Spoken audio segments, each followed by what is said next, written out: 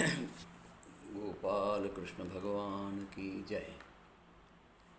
हरे राम राम राम हरे हरे, हरे कृष्ण कृष्ण कृष्ण हरे हरे, हरे राम राम राम हरे हरे, हरे कृष्ण कृष्ण कृष्ण हरे हरे, हरे राम राम राम हरे हरे, हरे कृष्ण कृष्ण कृष्ण हरे हरे, हरे राम राम हरे हरे, हरे कृष्ण कृष्ण कृष्ण हरे हरे, हरे राम राम हरे हरे, हरे कृष्ण कृष्ण कृष्ण हरे हरे, हरे राम राम हरे हरे, हरे कृष्ण कृष्ण कृष्ण हरे हरे। बोला कुंडली वरदा हरी विठ्ठल, श्री ज्ञानदेव तुकाराम, पंढरीनाथ भगवान की जय, मौली ज्ञानेश्वर महाराज की जय, जगद्गुरु संत तुकाराम महाराज की जय, जय जय रघुवीर समर्थ। वक्रतुंड महाकाय सूर्यकोटि समप्रभ, निर्विघ्नं कुरु मे देव सर्वकार्येषु सर्वदा, सर्वमंगलमांगल्ये शिवे सर्वासाधिके, शरण्ये त्र्यंबके गौरी नारायणी नमस्तुते। गुरुर्ब्रह्मा गुरुर्विष्णू गुरुर्देवो महेश्वरा, गुरुर्साक्षात् परब्रह्म तस्मै श्री गुरुवे नमः। वसुदेवसुतं देवं कंसचानूरमर्दनं, देवकी परमानंदं कृष्णं वंदे जगद्गुरु। जयाचा जगी जन्म नामार्थ झाला, जयाने सदा वास नामात केला, जयाच्या मुखी सर्वदा नामकीर्ती, नमस्कार त्या ब्रह्मचैतन्यमूर्ती। जरी वनिधेनो आठवी वत्स नित्य, जननी करी कामे बालका पाशी चित्त, तदुपरी गुरुमाये लेपुरा ठेवी प्रेम, श्री सद्गुरु रामानंद तुम्हा प्रणाम। आहे तू जननी मदी अनकळे, अज्ञान मेले करू, घाली गे मम प्रेम पाखर सदा, दूरी नको वेधरू। प्रेमे वाहत मुक्त कंठ करुणी, नाही तुझे बंधन, प्रल्हादा गुरुराजया निरतमा, माझे असो वंदन। जय जय रघुवीर समर्थ, अनंत कोटी ब्रह्मांड नायक राजाधिराज सच्चिदानंद सद्गुरु श्री ब्रह्मचैतन्य रामानंद प्रल्हाद महाराज की जय, जय जय रघुवीर समर्थ। ओम नमो भगवते वासुदेवाय। आज आपल्या भागवत कथाचा सांगता समारोह आहे। आज आपण 7व्या दिवसाची कथा बघणार आहोत। ही 7व्या दिवसाची कथा आपण भाग 1 आणि भाग 2 दोन भागात आपण पूर्ण करणार आहोत। आपण कालच्या कथेमध्ये सुदाम देवाची कथा पाहिली, सुदामा आणि श्रीकृष्ण परमात्मा। आज आता 11व्या स्कंदाचं आपण चिंतन करणार आहोत। 11व्या स्कंदामध्ये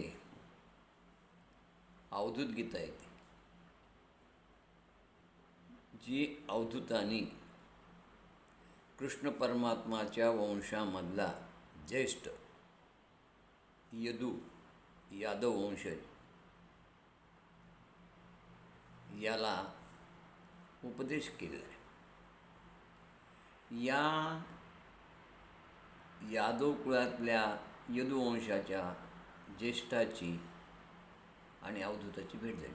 अवधूत म्हणजे दत्तप्रभूचा अवतार, आणि अवधूताला या यदुवंशजानं प्रश्न विचारला की सुखी समाधानी जीवन कसं जगावं।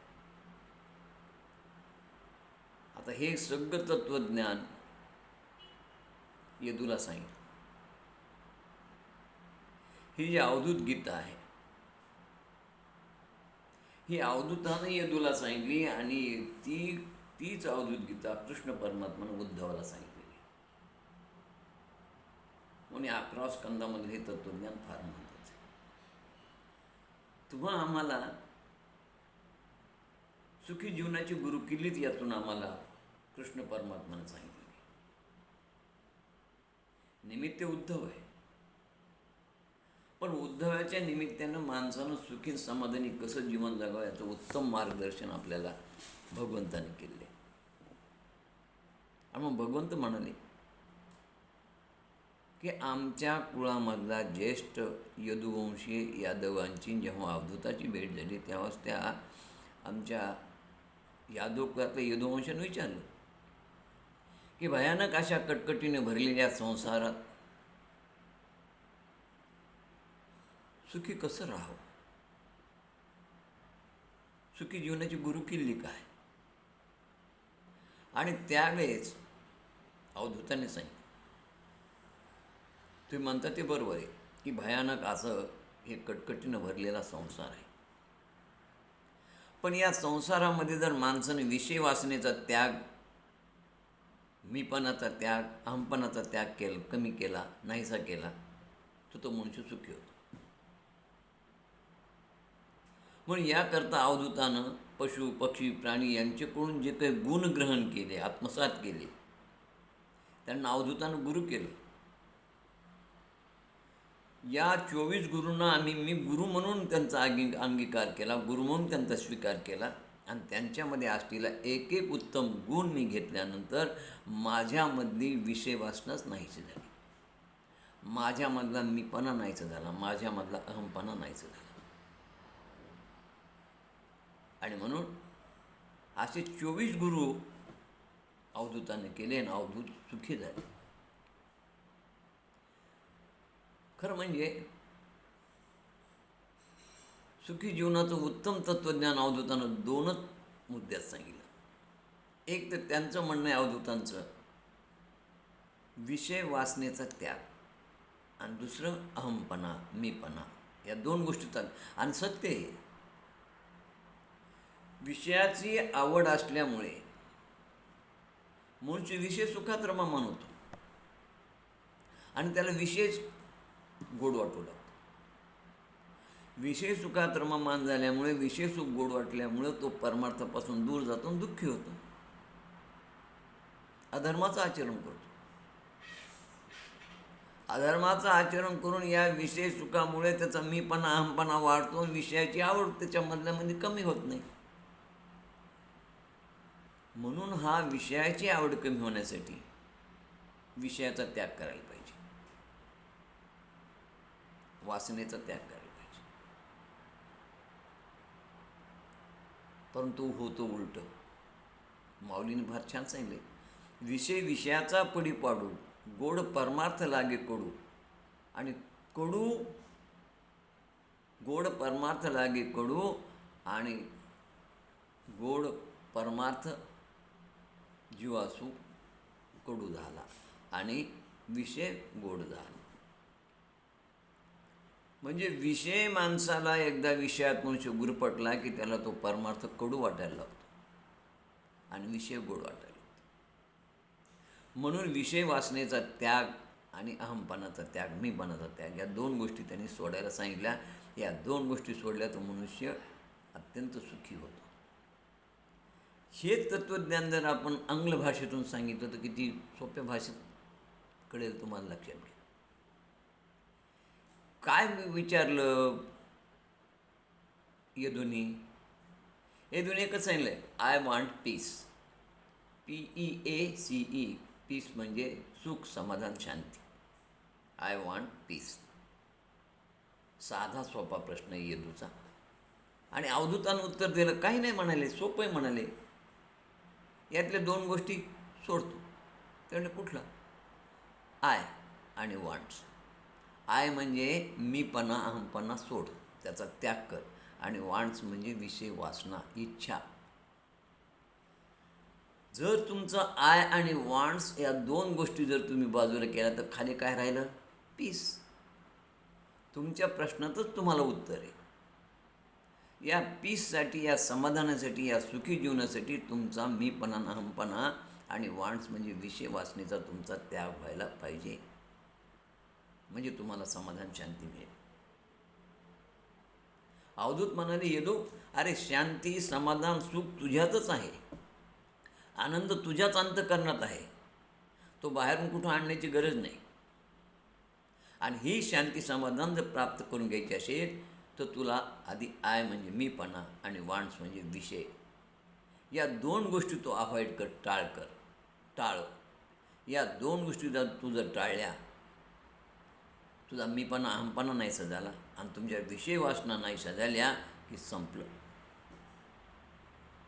तू सुखी समाधानीच राहणार. मीपणा, अहमपणा या विषय वासना शेड्रीपणा जन्म देतात आणि त्यातून मग काम, क्रोध, मद, मोह, लोभ, मत्सर निर्माण होतात. म्हणून या षड्रिपूंना नष्ट करण्यासाठी काम, क्रोध, मद, मोह, लोभ हे 6 रिपू आमचं सुख, समाधान, शांती नष्ट करतात. या जर 6 रिपूंना तुम्ही नाहीसं केलं, संपलं. या उपयुक्त वस्तू नाहीत, अनावश्यक भाग आहे हा काम, क्रोध, मद, मोह, लोभ. म्हणून हा अनावश्यक भागावरती माणसाने नियंत्रण मिळवावं. त्या अनावश्यक भागांचे चोचले पुरू नये, त्यांचे लाड करू नये. अनावश्यक भाग बाजूला केला की समाधान, सुख, शांती मिळतं. जसं शिल्पकार दगडातून अनावश्यक भाग बाहेर काढून टाकतो तेव्हा सुंदर शिल्प तयार होतं, सुंदर मूर्ती तयार होते. तशी तुमच्या अंतःकरणातले, मनामध्ये असणारे हे जे अनावश्यक भाग तुम्ही जर काढून टाकले, तुम्ही सुखी व्हाल. आणि हे अनावश्यक भाग नष्ट होण्याकरता, त्यांच्यावरती नियंत्रण राहावं याकरता अवधूतानं 24 गुरु केले. तेव्हा त्यांच्या अवधूताच्या षड्रिपूचा अंत झाला आणि अवधूत संत झाले.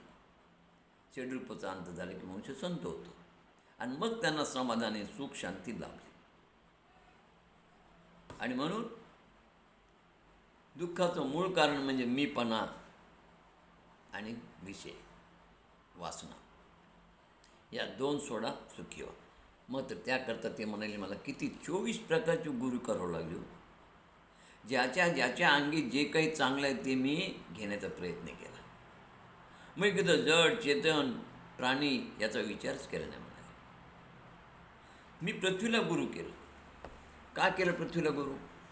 तर पृथ्वी ही क्षमाशील आहे, परोपकारी आहे. तिला आपण अवनी म्हणतो, अन्न, वस्त्र, निवारा देणारी. आता या पृथ्वीवरती मनुष्य चालतो, बोलतो, फिरतो, मोठमोठे वाहनं घेऊन जातो इकडून तिकडे. एवढंच नाही तर पाण्यासाठी आणि मातीतून अन्न उत्पन्नासाठी तिला नांगरतो. पाणी मिळण्यासाठी तिच्या पोटामध्ये खोलपर्यंत बोर मारतो, बोर घेतो. तरी ती आम्हाला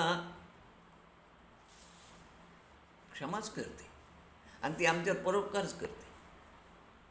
तसं माणसानं परोपकार करावा, क्षमाशील असावा, हा गुण मी पृथ्वीकडून घेतलो आणि मी सुखी समाधानी झालो. दुसरा गुण मी प्राणवायूकडून घेतला. प्राणवायूला आपण 2 प्रकारचं मानू, एक आत असणारा आणि एक बाहेर फिरणारा, विचरण करणारा. प्राणवायू आवश्यक आहे आणि जेवढा प्राणवायू आवश्यक आहे तेवढा आपण घेतो, पण या प्राणवायूचा आम्ही संग्रह करत नाही. कारण ज्यानं जन्म दिला तो तुम्हाला प्राणवायू, तुमचे जेवढे श्वास ठरले तेवढे श्वास मिळेपर्यंत तुम्हाला प्राण मिळणार, प्राणवायू मिळणार.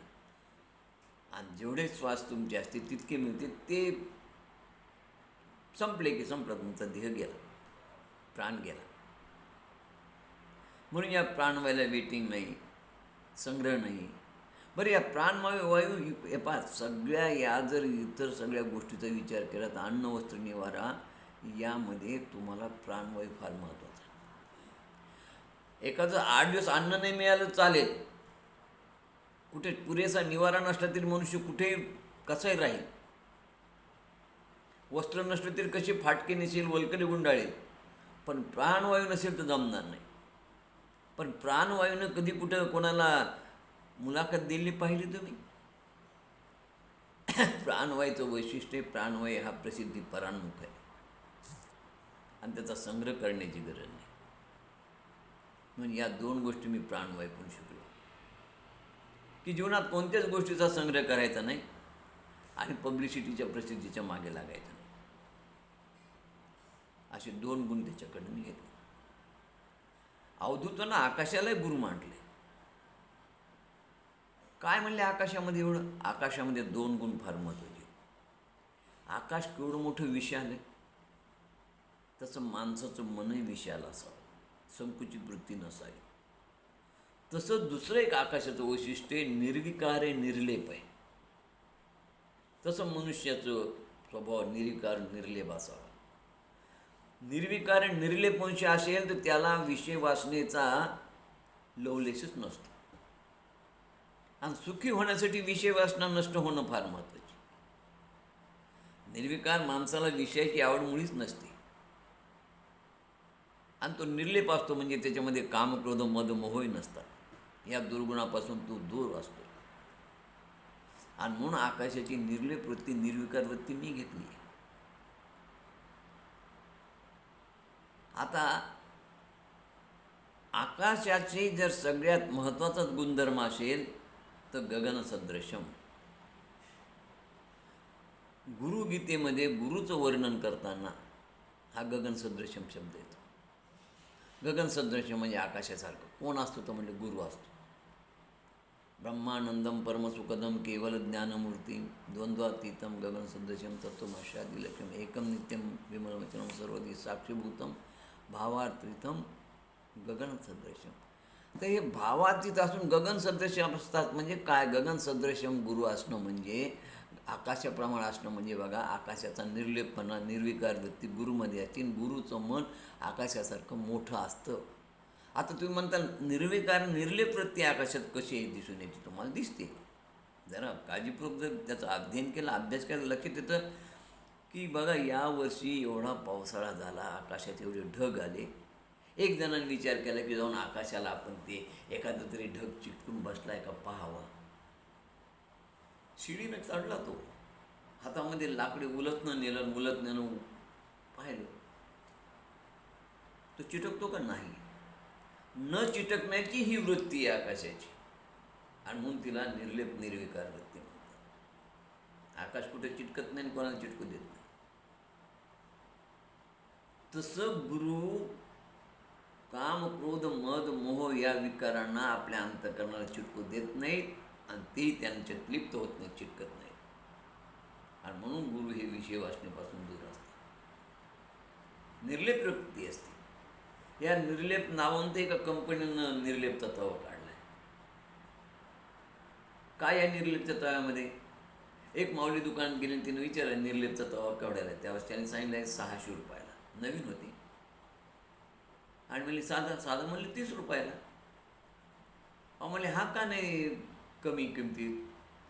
म्हणले बाई, याचे गुण आहेत तसे. म्हणले हा निर्लेप वृत्तीचा आहे. ते म्हणले म्हणजे? थोड्यासं तूप घाला, तेल घाला, थोड्याशा तेलात थोड्याशा तुपात त्याच्यावरती पदार्थ तयार होतो आणि याला गॅसही कमी लावतो.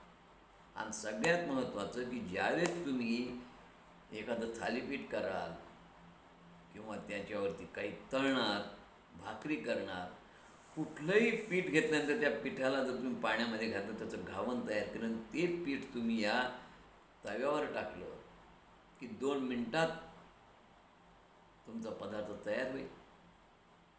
तव्यावर या लोखंडी 30 रुपयाच्या तव्यावर जर तुम्ही त्याला उलटण्यानं जर काढण्याचा प्रयत्न केला तर तिथे तुकडे होतात, चिटकून बसतो.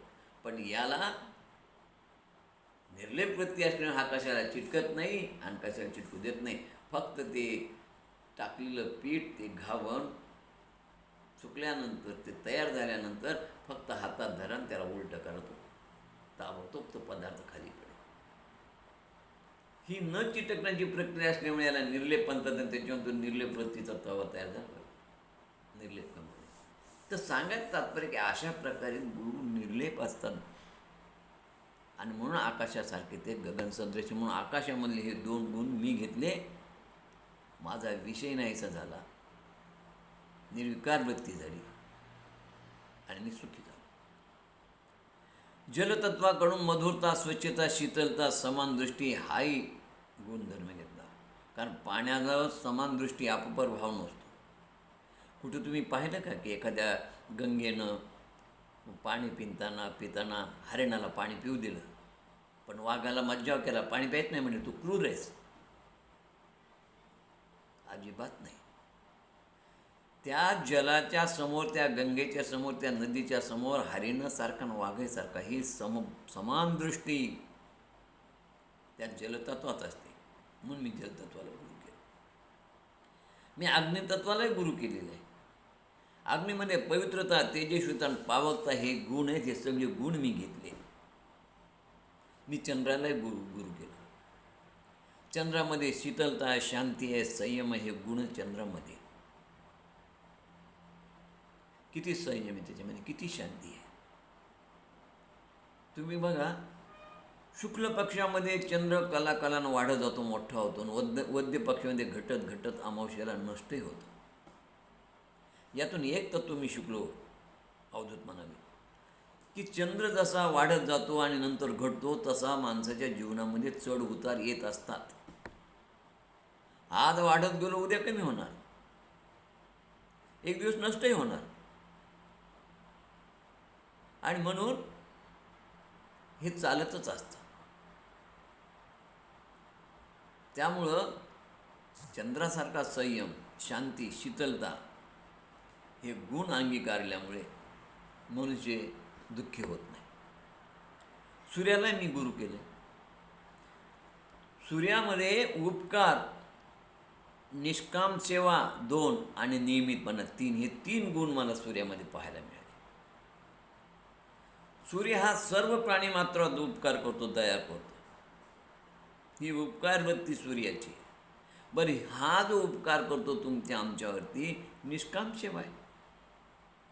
सूर्य तुम्हाला उष्णता देतो, उजेड देतो, पण सूर्य त्या उष्णता दिल्याबद्दल, त्या उजेड दिल्याबद्दल आता सौर ऊर्जावरती किती या विद्युत याच्या प्रमाणात सगळं काही चालते. लाईट चालतो, AC चालतो, तुमचं सगळं त्या सौर ऊर्जा चालते. ते सूर्याच्या शक्तीचाच परिणाम आहे. पण या सौर ऊर्जेचं सूर्य कधी बिल मागत नाही तुम्हाला की माझ्यामुळे तुमच्या घरामध्ये प्रकाश झोत आला, प्रकाश मिळाला, अंधार गेला, माझं बिल द्या. अजिबात नाही. ही निष्काम सेवा आहे सूर्याची. निष्काम सेवा असून उपकार, आणि उपकाराबरोबर नियमितपणा. कधी आठवतं तुम्हाला की सूर्यानं सुट्टी घेतली आहे की नाही, आज मला कंटाळा, आज मी उगवणारच नाही? अजिबात नाही. कधी बिल पाठवलं नाही. म्हणून सूर्याकडनं मी 3 गोष्टी शिकलो की सर्व प्राणी मात्र उपकार करावा, निष्काम सेवा असावी आणि नियमितपणा असावा. वेळेचं महत्त्व पाहिजे. मी कबुतराला गुरु केलं. कबुतराला गुरु असं केलं, का केलं, त्याचं कारण आहे म्हणाले. हे पहा म्हणाले, मी एक कबुतराचं जोडपं पाहिलं. त्याला 2 पिल्ले होती. त्या कबुतराच्या जोडप्यापासून एक गोष्ट शिकलो की जास्त ममता, स्नेह, आसक्ती, मोह नसावा. असा जास्त स्नेह, ममता, आसक्ती आणि मोह नसणारा व्यक्ती हा देहानं संसारात असतो आणि मनानं परमेश्वराजवळ असतो, तो सुखी होतो.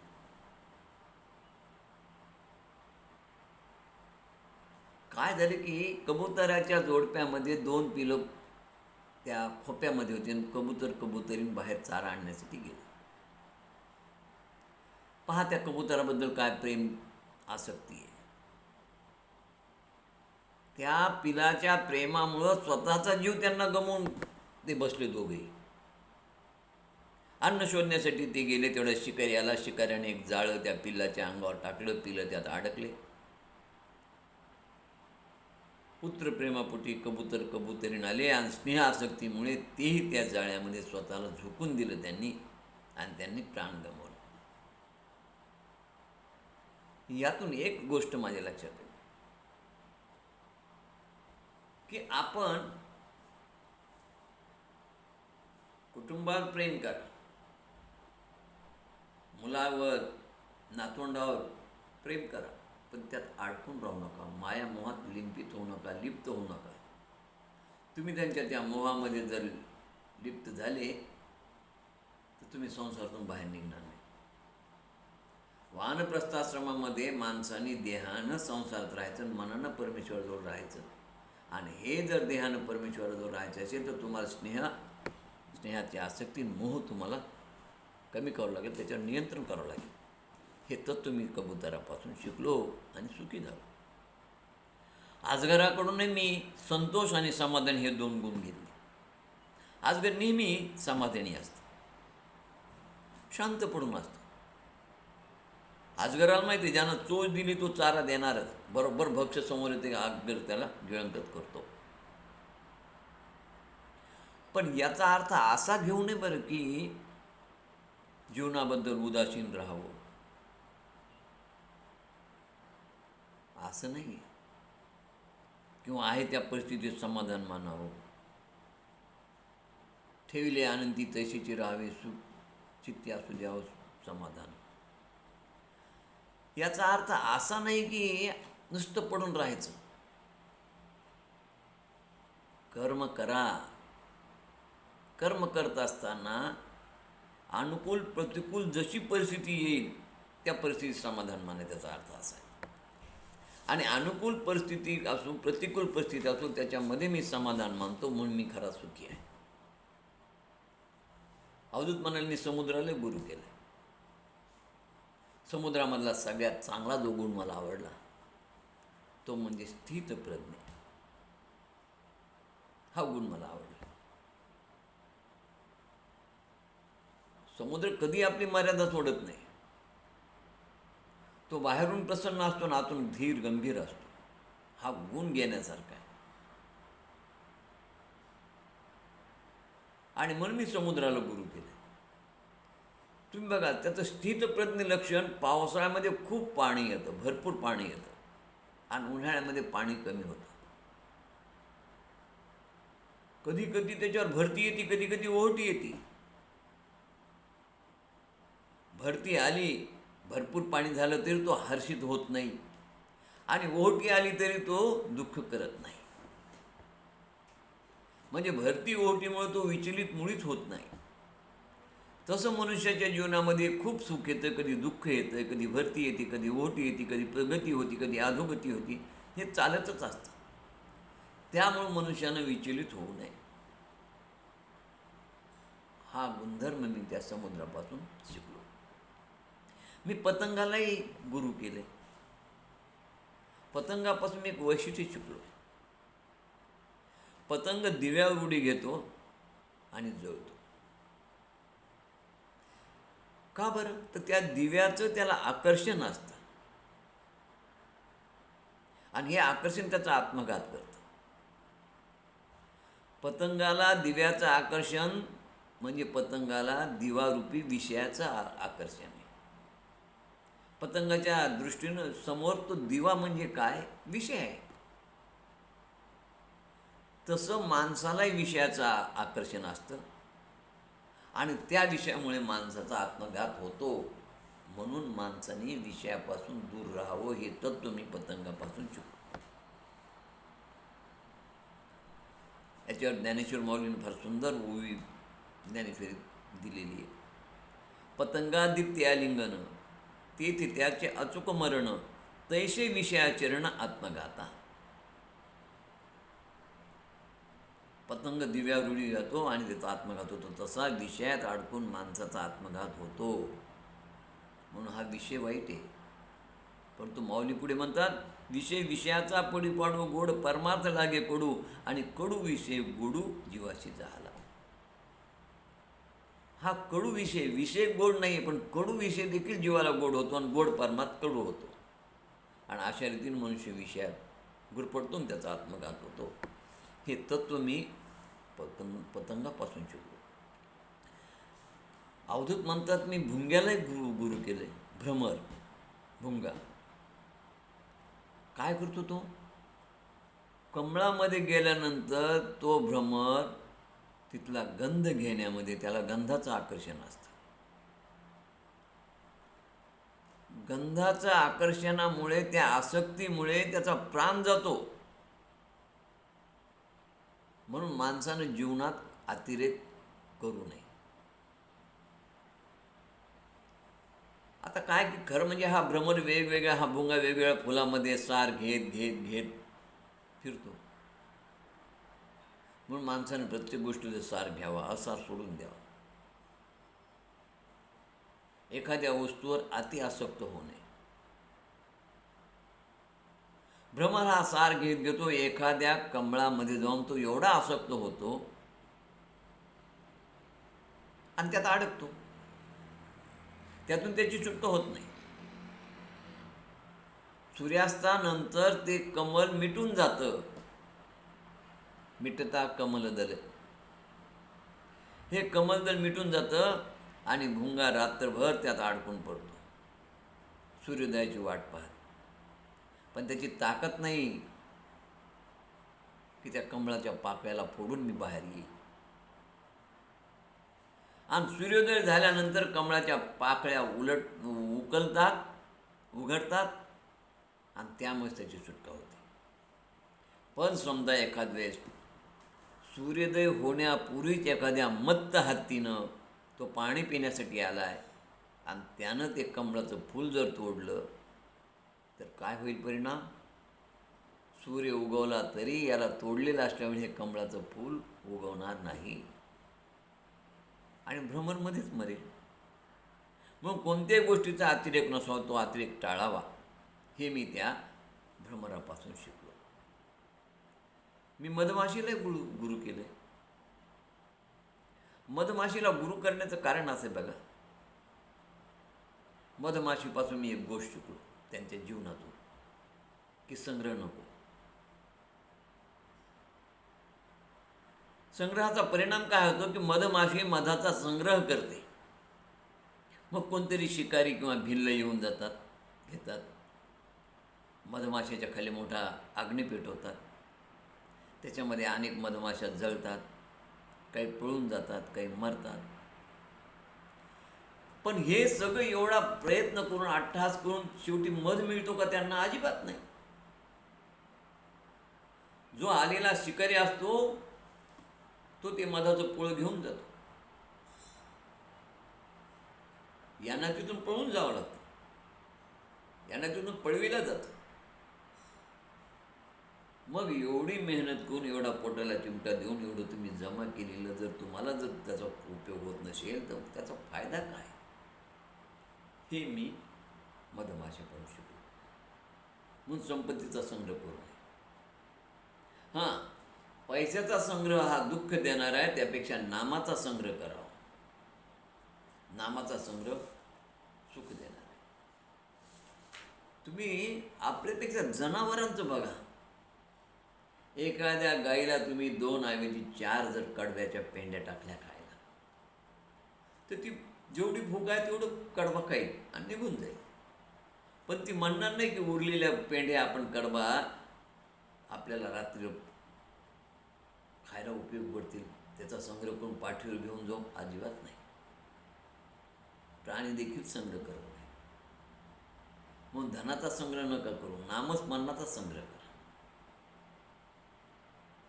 हे मी त्या मधमाशापासून शिकलो. मी हत्तीलाही गुरु केलं. स्पर्श सुख. हत्ती स्पर्श सुखामुळे आपला प्राण गमावतो. त्याला हत्तीच्या स्पर्श सुखाचं फार आवड, हे विषय आहे की हा. तो हत्तीच्या स्पर्श सुखासाठी पागल होतो. हा विषयाचा प्रकार आहे. आणि मग या हत्तीला पकडणारे हत्तीचं मॉडेल करून ठेवतात आणि त्याच्या अलीकडचे एक मोठा खड्डा करतात, त्याच्यावर काट्या कुट्या टाकून त्याला झाकतात. हा हत्तीच्या स्पर्शासाठी, तिला स्पर्श करण्यासाठी जातो, त्या खड्ड्यात पडतो आणि पकडला जातो. एवढा बलशाली हत्ती स्वातंत्र्य गमावून बसतो.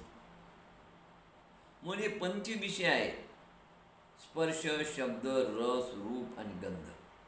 या 5 विषयापासून माणसानं दूर राहावं, तर तो सुखी समाधानी होतो. त्यासाठी मी 5 गुरु केले. हत्तीला गुरु केलं आणि हत्तीपासून शिकलो स्पर्श सुख नको. हरिणाला गुरु केलं शब्द सुख नको म्हणून. माशाला गुरु केलं रसना सुख नको म्हणून. पतंगाला गुरु केलं विषय सुख म्हणजे रूप नको म्हणून. तो दिव्याचं रूप पाहूनच त्या दिव्यावर उडी घेतो. भ्रमराला गुरु केलं गंध नको म्हणून. त्या गंधामुळंच तो अडकला जातो. अशा या 5 गोष्टीचा अवधूतानं त्याग केल्यामुळं त्यांची विषय वासना नष्ट झाली, त्यांचा अहंपणा नष्ट झाला, त्यांचा मीपणा नष्ट झाला. आणि म्हणून स्पर्श सुख नको म्हणून हत्तीला गुरु केलं. आता आपण पाहिलं की हरिणापासून त्यांनी काय घेतलंय? शब्दस्पर्श. हरिण अत्यंत चपळ,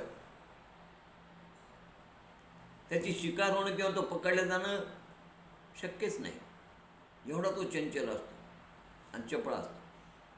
पण एकच आहे, एखाद्या शिकाऱ्यानं सुंदरपैकी जर पवा वाजवायला सुरुवात केली, बासी वाजवायला सुरुवात केली, तर त्या शब्दाच्या आवाजामुळे, गानलुब्धतेमुळे तो पकडला जातो. म्हणजे शब्दसुखातच तो गटतो. आणि म्हणून मी हरणापासून हे शिकलो की शब्दस्पर्श शब्दसुख. आपण पाहिलं मासाही त्यांनी माशाला गुरु केलं कारण रसना, आमिष. कुठल्या आमिषामुळे, कुठल्या रचनेमुळे तो पकडला जातो? मासे पकडताना पूर्वीच्या काळी आता तरी जाळ फेकतात, गळ असायचा, गळ, आणि त्या गळाला टोका असायची आणि त्याला थोडंसं मांसाचे लहान लहान तुकडे लावायचे, थोडं थोडं, आणि तो शिकारी तो गळ पाण्यात सोडायचा. त्या मांसाचे तुकडे खाण्यासाठी रसना, आमिष, अन्नाचा लोभ, आणि त्या लोभामुळं तो मासा यायचा आणि तो त्या गळाच्या त्या आकड्याला असलेला ते मांस खायचा प्रयत्न करायचा आणि तो मासा त्या गळाच्या आकड्यात पकडला जायचा, फसायचा. हे कशामुळे झालं? त्या मांसाबद्दल असलेली रसना, आवड एक, आणि आमिष, ती खाण्याची इच्छा. आपल्याला माहिती आहे की जसं मासे पकडण्यासाठी गळ वापरतात, तसं उंदरासाठीही पिंजरा असतो. त्या पिंजऱ्यामध्ये काहीतरी एखादा पदार्थ टाकला जातो तळलेला, आणि तो उंदीर त्या पट्टीवरून पुढे गेला की त्याच्या वजनावर तो पटकन खाली पडतो. त्याला स्प्रिंग असतं, खाली पडतो. खाली पडलं त्याला वर निघता येत, दार बंद होतं. आमिषामुळे उंदीर पकडला जातो. माकडांना पकडताना तसंच पकडलं जातं. ज्या झाडावर भरपूर माकडे आहेत त्या झाडाच्या खाली सुरई ठेवल्या जाते, सुरई, आणि सुरईमध्ये फुटाणे. हे माकडं वरतून पाहतात त्या सुरईत फुटाण्यातून ते फुटाणे खाण्यासाठी म्हणून ते माकडं मध्ये हात घालतात आणि मूठ धरतात. आता मूठ धरल्यानंतर मी ती मूठ त्याच्यातून बाहेर निघत नाही सुरईतून, आणि पकडल्या जातात. काही काही तर एवढे माकडं लालची असतात, विषय वासनेमध्ये, आमिषामध्ये फसतात की 2-2 हातामध्ये घालतात आणि पकडल्या जातात. तर अशा रीतीनं मी त्या माशापासून हे शिकलो आहे बघा, की रसना, विषय वासना नको. एक कुरर नावाचा पक्षी, कुरर, त्याला टिटवी पण म्हणतात. टिव टिव टिव टिव करत ते आवाज करत राहतात. याचं वैशिष्ट्य आहे. या सगळ्या पक्ष्याचं यांचं एक लक्षण असं आहे की एका कुरर पक्ष्याला जर एखादा जर मांसाचा तुकडा जर मिळाला आणि त्याच्या तोंडामध्ये जर मांसाचा तुकडा पाहिला, या टिटव्यांनी म्हणा, या क्रूर पक्ष्यांनी, की या सगळ्या त्या तुकड्यासाठी हे जाती बांधव त्याच्या मागे लागतात आणि आवाज करत राहतात, टिव टिव टिव टिव टिव टिव. आणि शेवटी त्याच्या तोंडातला तो तुकडा खाली पडला की मग सगळे शांत होतात. यातून मी एकच शिकलो की या भूतलावरती जे काही असेल ते प्रभू निर्मिती. आपण जन्माला येताना काही घेऊन आलेलो नाहीत, आणि काही घेऊन जाणार नाही. क्या लाए थे क्या लेके जाएंगे. म्हणून या भूतलावरती कोणत्याही वस्तूवरती आमचा केसा इतका हक्क नाही. आणि म्हणून ही निसर्ग निर्मित, ईश्वर निर्मित वस्तू असेल त्या वस्तूवरती सर्वांचा, प्रभू निर्मित वस्तूवर एकट्याचा अधिकार नाही, सर्वांचा अधिकार आहे असं मानून वागावं, म्हणजे वर्ग संघर्ष होत नाही. हे मी त्या टिटवीपासून, त्या क्रूर पक्षापासून शिकलो. त्यानंतर बालकापासून मी एक गोष्ट शिकलो की बालक किती निराश, निरागस, निर्विकार असतो, तसं माणसानं निराश, निर्विकार राहावं हा गुण मी त्या बालकापासून शिकलो. तसंच मी एका कुमारिकेला एक गुरु केला. कुमारिकेमधले असलेले गुणधर्म मला आवडले. कुमारिकाच्या त्या गुणधर्मातून मला एक लक्षात आलं की माणसाला एकाग्रता हवी, समाधान हवं, एकांत हवा, तर माणसाने एकट्याने थांबावं. नामस्मरणासाठी, साधनेसाठी, चिंतनासाठी आजूबाजूला कुठलाही कोलाहल आणि आवाज होणार नाही याची काळजी घ्यायची असेल तर कुमारिकाला गुरु करा. कुमारिकेच्या बाबतीत काय सांगतात अवधूत की एकदा या कुमारिकाला पाहण्यासाठी पाहुणे आले. तिची आई घरी नव्हती, वडील होते. पाहुणे बाहेरच्या खोलीत बसले होते. आता जेवायची आई येईपर्यंत आपल्याला तयारी करू लागली. तिनं पाहिले की घरात तांदूळ नव्हते. बरं, पूर्वीच्या काळी घरीच तांदूळ सडायचे, आता मशीन काढून जातात. कुमारिकेनं ते तांदूळ पाहुण्याला आता रात्री लागतील, भात करावं लागेल म्हणून जेवण्यासाठी म्हणून तिने तांदूळ सडायला सुरुवात केली, कुटायला. आणि तो वरचा फोल फापट पसारा काढून तांदळाला ती पाकडून घेणार होती, स्वच्छ करणार होती. ते आतले तांदूळ त्या वरच्या त्याच्या त्या जे वरचं जे कव्हर आहे त्याच्यामधून ते काढण्यासाठी तिथे कांडू लागले, म्हणजे उखळ्यामध्ये घालून त्याला कुटू लागले. आता कुटताना ती हुशार होती. आपल्या बांगड्या वाजल्या तर पाहुण्यांना कळेल की यांची आता तयारी करायला ते तांदूळच नाही करत असं समजून. म्हणून तिने विचार केला की ह्या जास्त बांगड्यात ह्या आवाज करते, म्हणून एक एक बांगडीच हातात ठेवली. एक एक बांगडी हातात असल्यामुळे आवाज झाला नाही. माझ्या त्याच्यावर लक्षात आलं की एकटे असोत आवाज होणार नाही, संघर्ष होणार नाही. म्हणून कलह टाळण्यासाठी आणि आवाज टाळण्यासाठी एकटेपणाची, एकांताची फार आवश्यकता आहे. हे मी त्या कुमारिकेपासून शिकलो. सापापासून मी एक वैशिष्ट्य शिकलो. सापाचं कसं माहिती आहे का, घर बांधत नाही, आयत्या घरात नागोबा. का घर बांधत नाही तर सापाला घराची आसक्ती मुळीच नाही. तशी माणसाला देहाची आणि घराची आसक्ती नसावी. कारण असं म्हटलं जातं की देहासक्ती, गेहासक्ती परमार्थ मार्ग खुंटविते. देहाची आसक्ती असेल, घराची आसक्ती असेल तर परमार्थाच्या मार्गामध्ये व्यत्यय येतो. माझं घर, माझी संतती, माझं हे, माझं ते, आसक्ती निर्माण होते. म्हणून माझं घर नाही, घर कोणाचं आहे?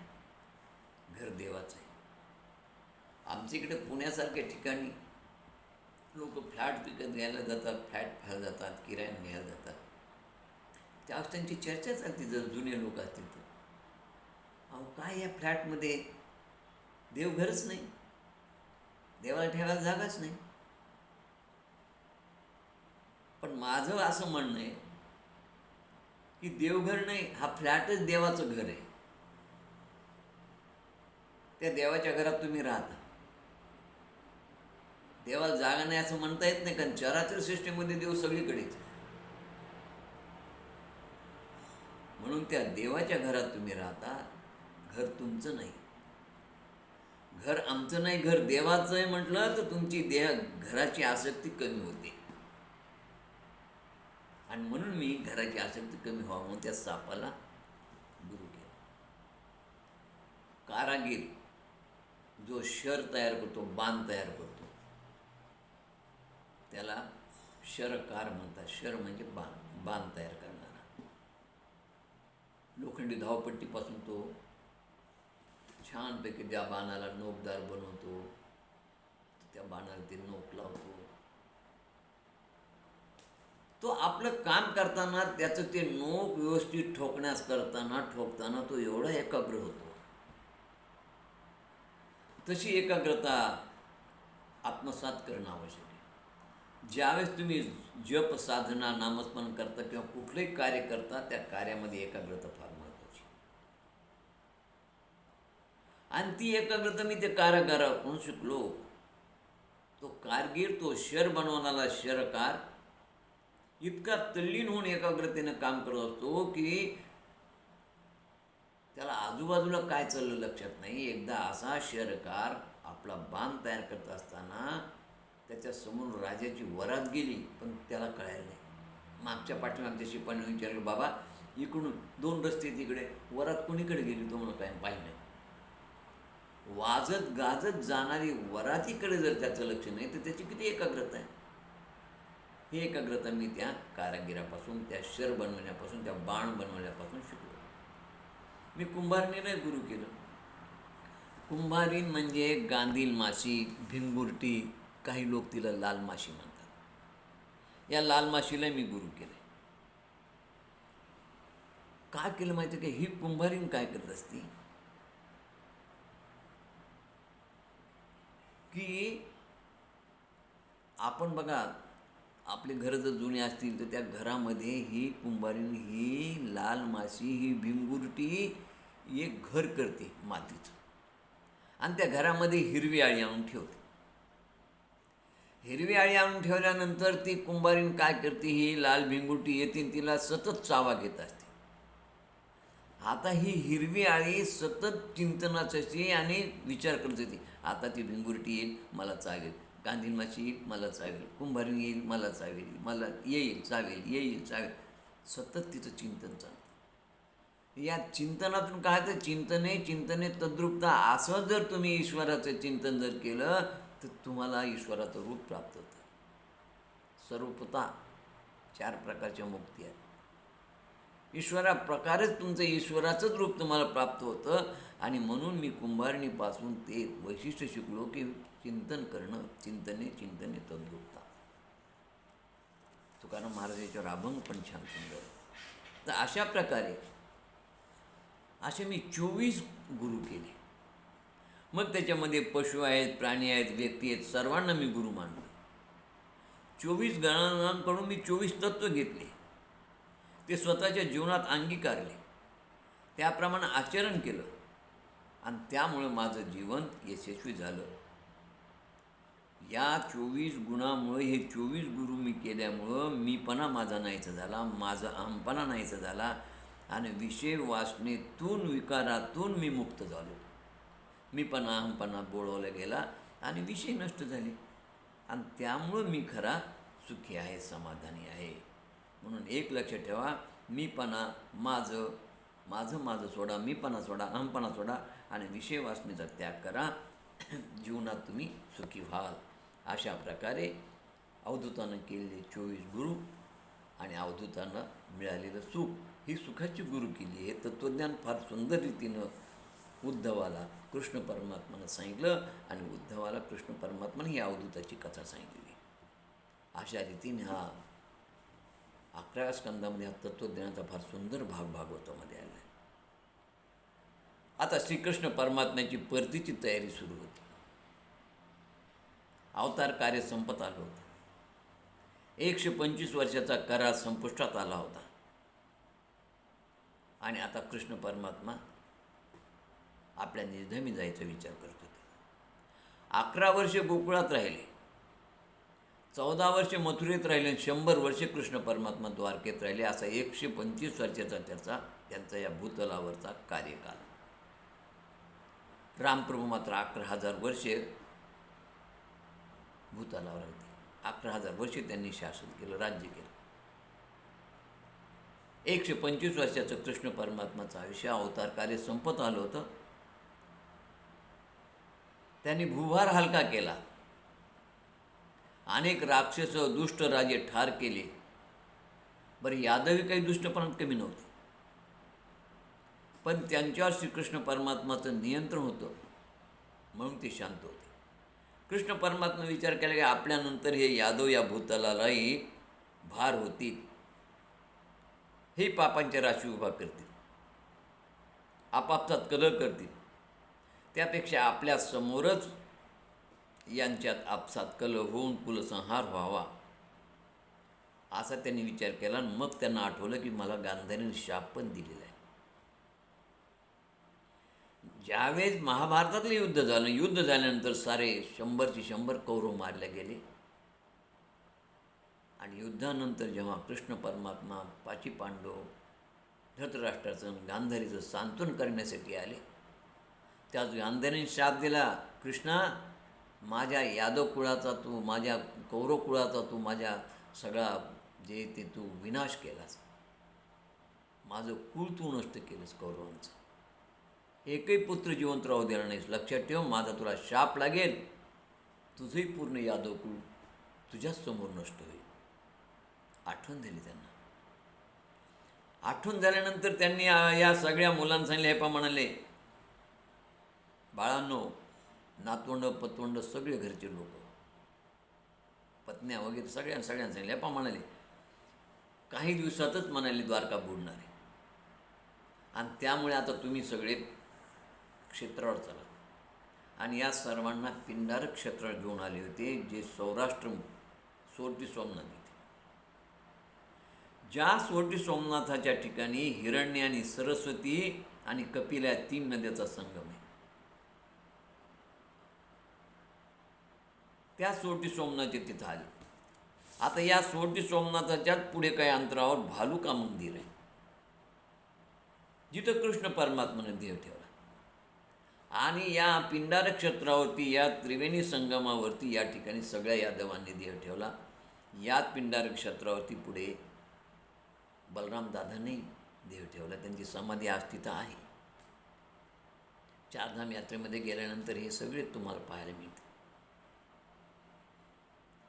आता हे पिंडारक क्षेत्र या सगळ्या मुलांना घेऊन आले. मग तत्कालीन एक तेव्हाचं एक ताजं कारण असं घडलं की यदुकुळ नष्ट होण्यासाठी या मुलांच्या मनात विपरीत बुद्धी निर्माण झाली. आणि विपरीत बुद्धी निर्माण करणारा कोण होता? भगवंतच, कृष्ण परमात्माच. हे सगळे मुलं कृष्ण परमात्माचे नातू पंतू तिथं आले असताना या सगळ्यांनी तिथं असलेल्या ऋषीमुनींची टिंगल उडवायला सुरुवात केली. या यादव कुमारामध्ये कृष्णाचा मुलगा होता सांब. त्या सांबला या सगळ्यांनी त्याच्या दाढी-मिशा काढल्या आणि त्याला हुंगट घालून स्त्रीवेश दिला आणि त्यांना ऋषीकडे आणलं. पर ऋषी काय तिथं सामान्य नव्हते होते का? अहो, ऋषी म्हणजे काय? पिंडारक क्षेत्रावरती विश्वामित्र, वशिष्ठ, जाबाली, नारद सारखे, कपिल मुनीसारखे एकापेक्षा विद्वान पोहोचलेले महात्मा होते सगळे. आणि या ऋषीकडे त्या सांबाला आणलं, तिला गर्भवती स्त्रीचा वेश दिला आणि विचारलं की ही आमची स्त्री गरोदर आहे, हिला मुलगा होईल का मुलगी होईल? ऋषीने अंतर्ज्ञानानं जाणलं की हे मुलगा आहे आणि हा आपली चेष्टा करताय. या युवकाला गर्भवतीचं रूप दिलं यांनी, आपली परीक्षा पाहत आहे. त्याने सांगितलं, पहा, या गर्भातून लोखंडी मुसळ निघेल आणि ती तुमच्या यदुवंशाचा नाश करेल, जा. असा शाप दिल्याबरोबर त्याने पोटाला लावून हात लावून पाहिलं तर पोटाला जळजळ लागेल काहीतरी. ताबडतोब हे सगळे एका वरे पिंडारक क्षेत्रावर असलेल्या आडोशाला आले आणि तिथं त्याने तिथे त्या अंगावरती त्या सगळ्या साड्या फेडल्या. पाहतात तर खणखण खाली लोखंडाचं मुसळ पडलं. आता भीती वाटू लागली की ऋषीने दिलं जर शाप खरा झाला तर सगळं यदुकुल नष्ट होईल. आणि म्हणून मग ते काय झालं की ते मुसळ घेऊन ते उग्रसेन राजाकडे आले. कृष्णाला तर सांगायचं हिंमत नाही. उग्रसेन राजाने त्याच्यावरती तात्पुरता उपाय सांगितला. म्हणजे एक काम करा ना मुलांनो, या मुसळानं यदुकुळ नष्ट होण्यापेक्षा तुम्ही याचं चूर्ण करा, देऊन टाकून द्या त्रिवेणी संगमात. आता त्या मुलांनी ऐकलं उग्रसेन राजाचं आणि त्याचं चूर्ण केलं, दिलं टाकून. काय परिणाम झाला? ते जे चूर्ण होतं त्या चूर्णाचं त्या त्रिवेणी संगमामध्ये दर्भ लव्हाळं निर्माण झालंय, हिरवं गवत निर्माण झालं, पण ते वरतून दिसायला गवत होतं, पण आतमध्ये लोखंडी कांड्या झाल्या. कारण लोखंडाचं मुसळ होतं, लोखंडी कांड्या मोठमोठ्या. त्या चूर्णमध्ये एक तुकडा पडला आणि तो तुकडा समुद्रामध्ये एका माशानं गिळला. बाकीच्या चूर्णचे दर्भ झाले, पण हात गिळल्यानंतर तो मासा पुढे एका मासे पकडणाऱ्याने त्याला पकडलं आणि तो एका शिकाऱ्याने विकत घेतला. विकत घेतल्यानंतर शिकाऱ्याच्या पत्नीनं त्याला चिरताना एकदम त्याच्या 2 तुकडे केली. खणखण आवाजाला पाहते तर अरे बापरे, लोखंडी तुकडा. शिकाऱ्याने हातात घेतलं, म्हणलं अरे बाप, फार सुंदर पोलादी म्हणले, माझ्या बाणाला पुढच्या टोकाला बसवायला फार छान होईल म्हणले, आणि ते सायन मी हरणाची शिकार करू शकेन. त्याने तो तुकडा घेऊन त्याला ठोकून ठोकून ठोकून ठोकून फार तो शेरकारच होता, कारागीरच होता. सुंदर धनुष्याच्या पुढचं टोक तयार केलं, त्रिकोणी आकाराचा केला होता, जबरदस्त. आणि त्याचा उपयोग त्याने शिकारीसाठी करायचं ठरवलं. आता इकडे या सगळ्यांना त्याने द्वारका बुडणार म्हणून आणलेलं होतं. इकडे उत्पात सुरू झाले आणि अचानक मग सर्वांना सावध केलं होतं. आणि पाहिल्यानंतर काय झालं की या ठिकाणी ते जे दर्भ ज्याच्यापासून लवाळं तयार झालं, तर लोखंडी कांड्या तयार झाल्या, या सगळ्या यादवांनी वारुणी पिऊन, मदिरा पिऊन आपापसात कल सुरू केला. त्यांचं हे आपापसातलं युद्ध शस्त्रास्त्राने त्याने एकमेकाला मारायला सुरुवात केली. समुद्रातले त्याने दर्भ ते लव्हाळे उपटून त्या कांड्याच्या साहाय्याने एकमेकाला मारून त्यांनी ठार केलं. आणि अशा प्रकारे सगळ्या यादवांचा नाश झाला. बलराम दादाही ध्यान लावून त्या ठिकाणी थांबले. ती निर्धामाला ध्यान लावून गेले. यादव संपले, बलराम दादा निर्धामाला निघून गेले. मग श्रीकृष्ण परमात्मा तिथून जवळ असल्या एका पिंपळाच्या झाडाखाली आले. ज्या पिंपळाच्या झाडाभोवतीच एक मोठं मंदिर झालं, त्याला भालुका मंदिर म्हणतात आज. हे सोरटी सोमनाथच्या जवळ आहे.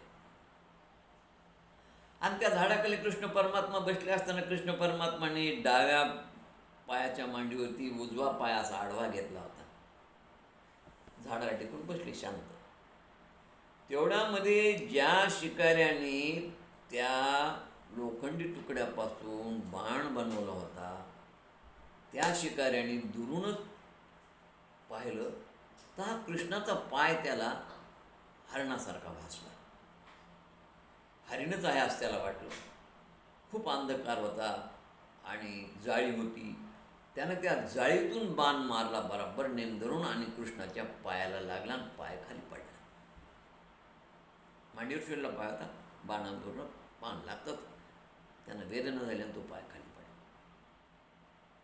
आता हा शिकारी पळत पळत आला आणि पळत पळत येऊन पाहतो, शिकाऱ्यानं पाहिलं, अरे बापरे, तर त्या ठिकाणी प्रत्यक्ष हरिण नाही, कृष्ण परमात्माला बाण लागलेला आहे. शिकारी खूप दुःखी झाला आणि तो घाबरला. आपल्या हातून फार मोठा अपराध झाला या जाणीवेनं तो श्रीकृष्ण परमात्माच्या चरणावर त्याने मस्तक ठेवलं आणि म्हणाला, भगवंता, या पाप्याच्या हातून अजाणतेपणी ही घटना घडली. फार मोठा अपराध मी केला आहे, आपण मला शिक्षा करा. श्रीकृष्ण म्हणाले, व्याधा, घाबरू नकोस, तू केलं तर योग्य केलं, तू माझी इच्छा पूर्ण केली, या बदल्यात मी तुला स्वर्गात नेणार आहे. असं म्हणतात स्वर्गाचं विमान आलं. व्याधानं श्रीकृष्ण परमात्माला 3 प्रदक्षिणा घातल्या आणि तो विमानात बसून स्वर्गात निघून गेला. एवढा श्रीकृष्ण परमात्माचा सारथी दारुका तिथे आला. कृष्णाचा तो शोध घेत घेत तिथं आला. त्यानं पाहिलं कृष्णाची अवस्था. यादव परस्पर त्याच्या हातानं मृत्युमुखी पावले होते. बलराम दादाचं निर्याण झालं होतं. कृष्णानं सांगितलं, दारुका, ही सगळी अवस्था पहा, माझी अवस्था पहा, आणि तू द्वारकेत जाऊन सांग, अर्जुन आहे तिथे, आजच्या 5व्या दिवशी द्वारका बुडणारे लक्षात ठेवा. म्हणून तिथं असणारे माझे माता पिता इतर सगळ्यांना घेऊन अर्जुनाला म्हणा, तू इंद्रप्रस्थ हस्तिनापूरला जा, द्वारकेत कुणी राहू नका, तिचा त्याग करा, कारण ही सोन्याची द्वारका समुद्रात बुडणार आहे. त्याप्रमाणे भारुकानं कृष्ण परमात्माला 3 प्रदक्षिणा घातल्या, नमस्कार केला, त्याने जाऊन निरोप दिला आणि अर्जुन या सर्वांना हस्तिनापुरातून आपलं द्वारकेतून हस्तिनापुराकडे घेऊन निघाला. आणि मग श्रीकृष्ण परमात्माच्या जवळ ब्रह्मदेव, शंकर, ऋषीमुनी, इंद्रादी सारे देव प्रकट झाले. त्यांनी कृष्ण परमात्मावर पुष्पवृष्टी केली. कृष्णानं भूमीचा भार हलका केला होता, कार्य केलं होतं. आता त्यांचा कार्यभार जवळपास संपत आलेला होता.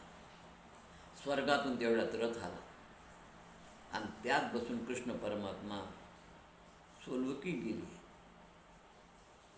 ते कसे गेले, काय गेले हे कुणालाही कळालं नाही. पण मात्र स्वर्गातून नौबदी वाजू लागल्या, स्वर्गात गंधर्व गायन करू लागले, दुंदुभी वाजू लागल्या, अप्सरा नृत्य करू लागल्या. याचा अर्थ कृष्ण परमात्माचं स्वर्गात या सर्वांनी स्वागत केलं. अशा रीतीनं कृष्ण परमात्माचं भूलोकातून निर्याण झालं. ही सगळी कथा शुकाचार्य परीक्षिताला सांगत होते आणि परीक्षित एकाग्रतेनं ऐकत होता. नंतर परीक्षितानं मस्तक लवून शुकाचार्यांना नमस्कार केला आणि परीक्षितही शुकाचार्यांना म्हणाला की महाराज, आपण माझ्यावर कृपा करून मला अनादि अनंत अशा श्रीहरीचं स्वरूप सांगितलं. मी कृतकृत्य झालो. आपण मला परमशांतीच्या ब्रह्मामध्ये स्थिर केलं, मला अभय दिलं. मला आता मृत्यूची भीती वाटत नाही, मला तक्षकाची भीती वाटत नाही. भागवतामुळे 3 प्रकारचं ज्ञान त्याला प्राप्त झालं होतं. मी कोण, स्वस्वरूपाचं ज्ञान, हे जगत काय, मिथ्या जगत हे त्याला कळालं होतं. आणि फक्त सत्य कोण आहे, तो परमात्मा परब्रह्म आहे. आणि मी त्याचा अंश असल्यामुळं मी त्या परब्रह्मामध्ये एकरूप होणं, यातच माझ्या जीवनाचं खरं सोनं होणार आहे आणि सार्थक होणार आहे. आणि म्हणून हे सगळं ज्ञान त्यांना प्राप्त झालं. स्वस्वरूपात ज्ञान प्राप्त झालं, जगत मिथ्य ते ज्ञान प्राप्त झालं, परमात्मा केवळ सत्य आहे आणि सत्य परमात्मामध्ये विलीन होणं हेच जीवनाचं ध्येय आहे आणि हेच जीवनाचं उद्दिष्ट आहे. हे ज्ञान त्याला भागवत ऐकून प्राप्त झालं. नाही तर हा अज्ञानानं घाबरून गेला होता ना, मला मृत्यू 7 दिवसात येणार आहे, त्या मृत्यूची भीती त्याला वाटत होती. आज त्याला मृत्यूची भीती राहिलेली नाही. ते मृत्यूबद्दलचं त्याचं जे काय अज्ञान होतं ते नाहीच झालं. आणि म्हणून तो म्हणाला की देवा, गुरु महाराज, तुमच्यामुळे मला स्वस्वरूपाचं ज्ञान झालं, मला जगताचं ज्ञान झालं, मला ब्रह्मज्ञान झालं. आणि मला लक्षात आलं, मी जाणतो या कथेमुळे की जन्म, जरा, मरण हे देहाचे गुणधर्म आहेत आणि मी देह नाही, मी तर आत्मा आहे. आणि म्हणून मला मरण नाही, मी अमर आहे. मला सगळीकडे चराचर सृष्टीमध्ये परमात्मा दिसत आहे, सगळीकडे भगवंत दिसत आहे. मी कृतार्थ झालो, तुमचे माझ्यावर फार उपकार झाले. नंतर मग राजाने शुकाचार्यांची पूजा केली. शुकाचार्याने निरोप घेतला. निरोप घेताना शुकाचार्याने राजाच्या डोक्यावर हात ठेवला. डोक्यावर हात ठेवल्याबरोबर परीक्षिती ब्रह्ममय झाला आणि तो म्हणाला, महाराज, मला सारं जग ब्रह्ममय भासत आहे. मी ब्रह्म, तुम्ही ब्रह्म, श्रीकृष्ण ब्रह्म, हे सर्व समोर बसलेले ऋषी ब्रह्म, मला चावणारा तक्षक नाग देखील ब्रह्म, सर्व काही माझं ब्रह्ममय झालं आहे. शुकाचार्याने त्याच्या डोक्यावरचा हात बाजूला काढताच जीव ब्रह्म एक झाले. त्याच वेळेस हात बाजूला काढतात परीक्षिताच्या शरीरातून एक दिव्य ज्योत बाहेर निघून ती अनंतात विलीन झाली आणि शुकाचार्य आपल्या मुनीबरोबर निघून गेले. परीक्षिती आता ब्रह्मस्वरूप झाला होता. त्याचा फक्त तिथं निष्प्राण देह होता, कलेवर शिल्लक होतं. त्याच्यामध्ये असलेलं चैतन्य, ईश्वराचा अंश, तो ईश्वरात केव्हाच विलीन झालेला होता. तरी त्याचा देह सतेज दिसत होता. इतक्यात तक्षक नागाला त्यानं दंश केला. दंश करताच काय झालं, तो निष्प्राण देह जळून गेला, त्याच्यामध्ये प्राणच नव्हता, त्याच्या आधीच त्याला मुक्ती प्राप्त झाली होती. निष्प्राण देह जळून गेल्यानंतर मग सगळ्या लोकात हाहाकार झाला, परीक्षिताचं महानिर्वाण झालं, महानिर्वाण झालं, महानिर्वाण झालं. पण परीक्षित आधीच मुक्त झालेला होता, फक्त देह होता. त्या निष्प्राण देहाचं महानिर्वाण झालं. चोहीकडे हाहाकार झाला. स्वर्गामध्ये देवाने दुंदुबी वाजवली, स्वर्गातून पुष्पवृष्टी झाली. 7 दिवसात भागवत कथा ऐकून परीक्षिती मुक्त झाला होता. बोला श्रीकृष्ण भगवान की जय. अशा रीतीनं कृष्ण परमात्माचं आणि परीक्षिताचं दोघांचंही या ठिकाणी निर्वाण झाले. परीक्षिताला अद्वैत अवस्था प्राप्त झाली होती. तो विधी झाला, तो ब्रह्ममय झाला आणि त्याच्या मोहाचा क्षय झाला. तो अहम ब्रह्मास्मी झाला, त्याचा मीतूपणा नाहीचा झाला. आणि अशा रीतीनं श्रीमद भागवताची कथा या ठिकाणी संपलेली आहे. हे सगळं भागवतातलं कथाज्ञान ऐकून त्याच्यामधला हा अहमपणा मीतूपणा नाहीसा झाला आणि तो ब्रह्ममय झाला. तर असं हे ब्रह्ममय करणारं, मोक्ष देणारं शास्त्र म्हणजे श्रीमद भागवत कथाशास्त्र. यानंतर आपण भागवताचं महात्म्य हा भाग पुढच्या व्हिडिओमध्ये पाहणार आहोत. झालेली कथा श्रीकृष्ण परमात्माच्या चरणी समर्पित. सेवेला पूर्ण वेळ. कृष्ण कृष्ण कृष्ण कृष्ण कृष्ण कृष्ण कृष्ण कृष्ण.